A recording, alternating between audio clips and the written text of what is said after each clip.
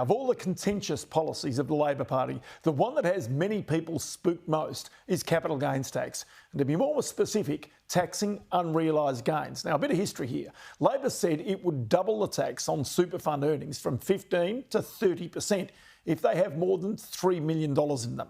Jim Chalmers also proposed taxing unrealised gains. In other words, a tax on a gain, even if you haven't sold that asset. The legislation didn't get through the Senate before Parliament rose for the election, but Chalmers calls it unfinished business.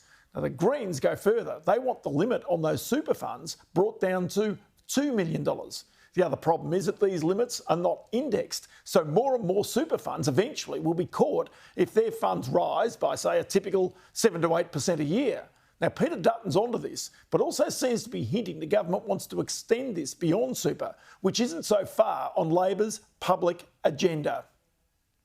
We don't want an unrealised capital gains tax in this country. That means if your shares go up in value or your property goes up in value, you're paying tax on that gain before you sell the shares or you sell the property. It's actually like saying to somebody who's a wage earner, we want you to pay your tax before you get paid your wage. And at the National Press Club today, the Prime Minister committed his government to the tax if elected this weekend. We've had legislation, it's been before the Parliament, and that's our policy. It'll affect, importantly 0.5% of the superannuation population, 0.5.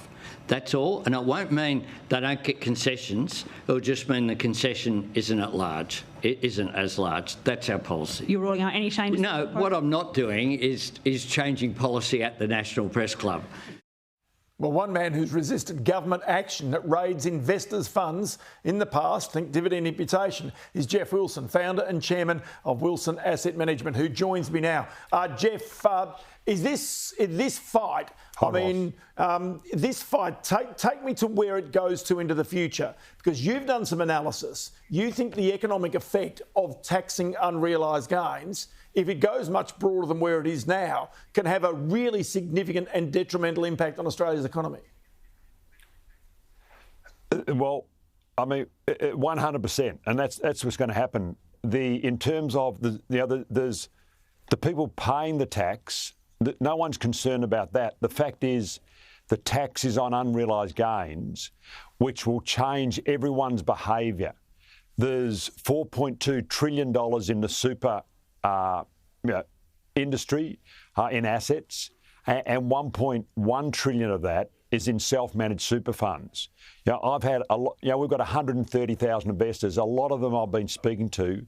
One has more than $3 million in his super fund. He's going to take out the excess and he's going to give it to his children and grandchildren to buy their principal home of residence. We've done some analysis and we think up to $155 billion will come out of the super funds because of this tax and invest in the property market, to make the property market worse than it currently is. Also, people that have money, part of that $4.2 trillion that invests in all types of companies in Australia, small startups, to the larger companies, those investors will not want to take the risk of having to pay tax on the increased value of their investment without them realising it.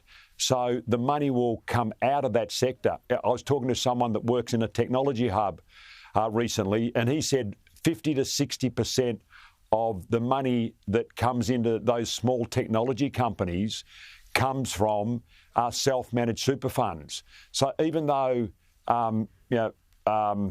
Mr Albanese is correct in terms of the tax only affects a very small number of people in terms of paying extra tax, it actually affects every Australian in terms of the $4.2 trillion is now not going to be productively invested. I actually think it's a disaster. Speaking to another shareholder the other day, he said taxing effectively profits or gains that you may never make is criminal. So I just want to go to two things first up. Number one, do you think that this is the Labor Party trying to put more money and more pressure on people in self-managed super funds to put their money into industry funds? We know, of course, that unions have a big leg into those industry super funds and therefore control a lot of the capital of this nation right now. Is this really to force more people into those types of institutions? Well, to start off, I mean, this legislation is appalling. And the reason I say that, it's when they announced the new legislation, it actually was a tax on realised gains. But because the union funds and the industry funds didn't have the accounting systems to work out what the realised gains are, they said we can only do it on account balances. So what that includes realised and unrealised gains. So, the next day they came out and said, the double the tax above $3 million, but it's actually going to be on unrealised gains, so profit that you may never make, and 100% that's negative for the self-managed super fund industry. We've seen taxes on unrealised gains occur elsewhere in the world, in Norway. I think most of the wealthy people. Half of the top 400 people have left Norway. Like, to me, if you want to destroy innovation, if you want to destroy entrepreneurial, and what is Australia all about? It's about giving people a chance to have a go.